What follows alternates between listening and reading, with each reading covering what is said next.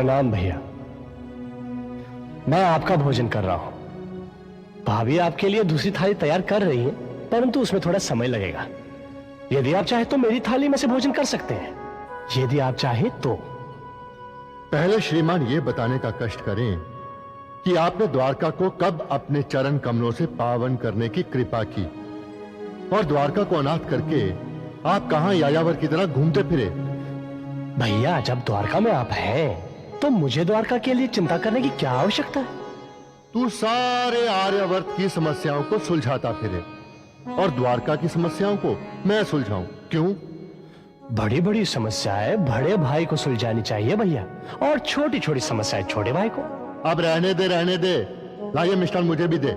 चटोर अकेला खा जाएगा क्या? भैया, मेरी तो बचपन से ही ये आदत है, जब तक मैं आपकी थाली में से भोजन चुरा के ना खाऊं मेरा तो पेट ही नहीं भरता। अब आप इतने प्रेम से मांग रहे हैं तो आप भी लीजिए लीजिए लीजिए, खाइए। धन्यवाद। क्यों लज्जित कर रहे हैं भैया? भैया, ये मेरे का घट तो आर्य सत्रजीत के मद्रालय का लगता है। हाँ, बड़ा उदार है, प्राय भिजवा देता है। केवल आप पर ही उदार है या अन्य यादव अतिरथियों और महारथियों पर भी उदार है? नहीं नहीं, दूसरों को भी भिजवाता है। भैया, आपको आश्चर्य नहीं होता क्या आर्य सत्रजीत आपको और अन्य अतिरथियों और महारथियों को मैरे के घट बिना मूल्य के भिजवाता रहता है, परंतु उनके मद्रालय में उसी मैरे का यादव युवकों को अधिक मूल्य चुकाना पड़ता है? आर्य सत्रजीत यादव युवकों को अपने मदिरालय में आने के लिए विवश नहीं करता, वो स्वेच्छा से जाते हैं। स्वेच्छा से नहीं जाते हैं भैया, लत के कारण जाते हैं। और लीजिए। अब बस भाभी, माँ बाबा से भी मिलने जाना है। अरे, मुझे तो लगा तुम बहुत ही भूखे होगे। अरे रेवती, ये बड़ा चतुर है, इसे पता है माँ भोजन कराए बिना नहीं छोड़ेगी, इसलिए उसके लिए भी जगह बचाकर रखी हुई है। देखो भाभी, भैया भी मेरे पेट की बात जानते हैं। अच्छा भैया, माँ के बनाए हुए भोजन का स्वाद ही कुछ अलग होता है। हाँ, चलता हूँ। अच्छा भाभी।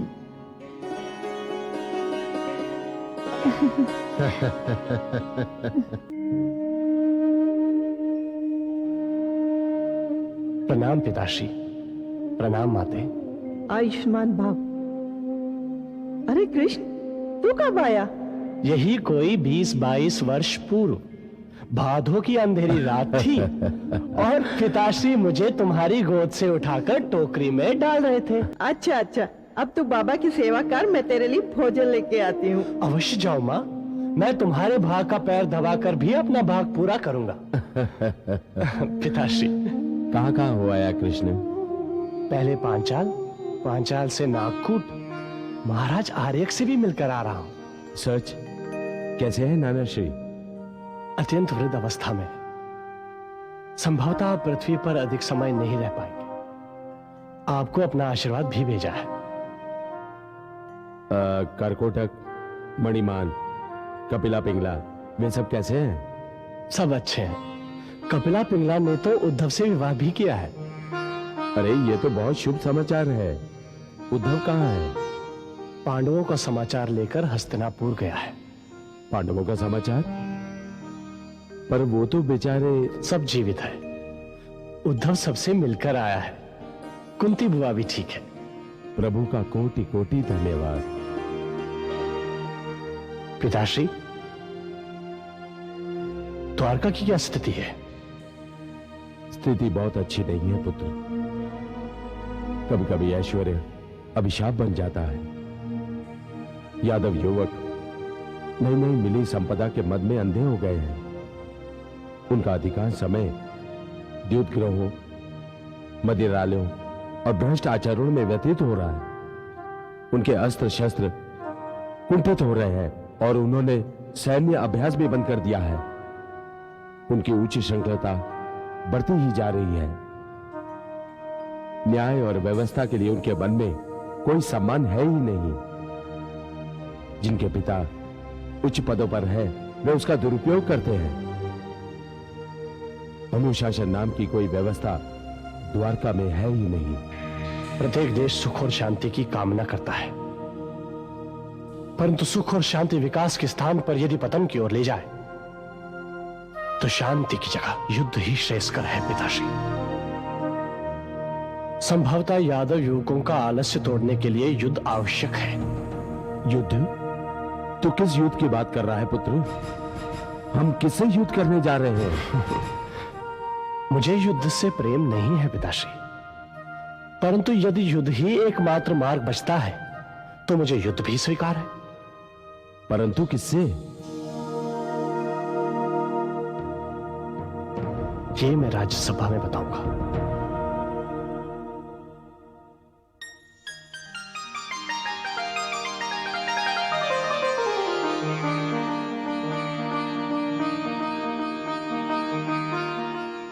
राजमाता को विदुर के प्रणाम। राजमाता। अरे विदुर, आज बहुत दिनों बाद तुझे प्रसन्न देख रही हूँ। राजमाता, यदि मैं आपके समक्ष प्रमाण रखूं कि पांडुपुत्र जीवित हैं, तो आप मुझे क्या पुरस्कार देंगी? मैं तुम्हें अपनी सारी आयु दे दूंगी पुत्र। आपकी आयु शतवर्ष हो राजमाता। मुझे आपकी आयु नहीं, आपके आशीर्वाद पर्याप्त है। तू प्रमाण देने की बात कर रहा था ना पुत्र? हाँ माते। यादव महारथी उद्धव सामने आए।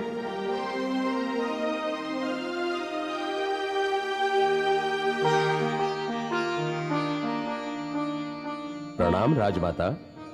आयुष्मान भव। उद्धव, देवभाग का पुत्र? आपके दर्शन करके कृतार्थ हुआ राजमाता। शीघ्र बोल, क्या समाचार लाया है? राजमाता, उद्धव पांडवों से मिलकर आए हैं।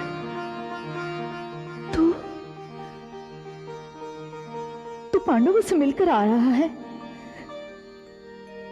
तूने मेरे बच्चों को अपनी आंखों से देखा? युधिष्ठिर को, भीम को, अर्जुन, नकुल, सहदेव और मेरी कुंती को भी? हाँ माता। वो सब कैसे हैं? सब सकुशल है। तो उन्हें साथ क्यों नहीं लाया? युधिष्ठिर और माता कुंती का यह मत था कि अभी हस्तिनापुर लौटने के लिए समय अनुकूल नहीं है। वासुदेव कृष्ण का भी यही विचार था। कृष्ण भी वहां गए थे? हाँ माता, परंतु वे उनसे मिल नहीं पाए। नाकोट में मेरी उनसे भेंट हुई थी।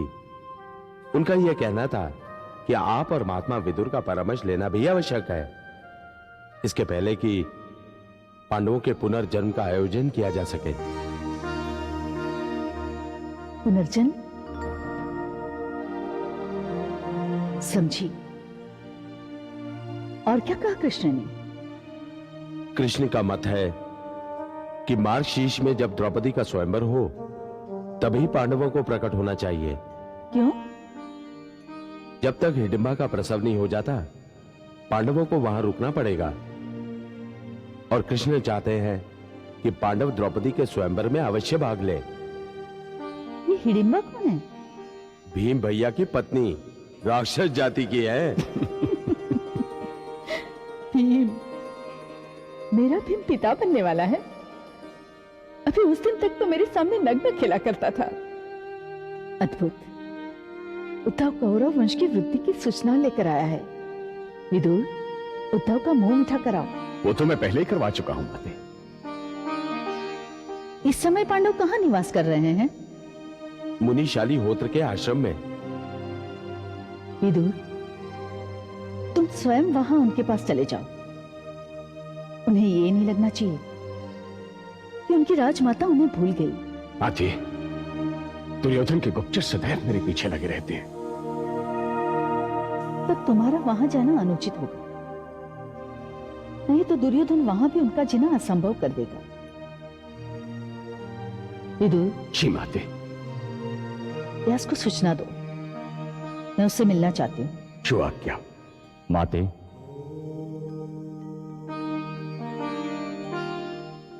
प्रणाम मुनि। प्रणाम मुनिवर। आयुष्मान भव। प्रणाम माते। आयुष्मान भव पुत्र। आप कैसी हैं माते?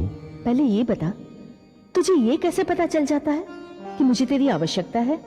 माते, अच्छा माते, अब ये बताओ किस कारण मुझे स्मरण किया? पांडव जीवित है पुत्र। उद्धव वही समाचार लेकर आया है। मुझे ज्ञात है माते।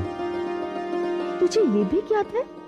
हाँ माते, और आज मैं आपके समक्ष एक रहस्य खोलता हूं। माते, पांचों पांडवों में 5 तत्व ने आकार लिया है।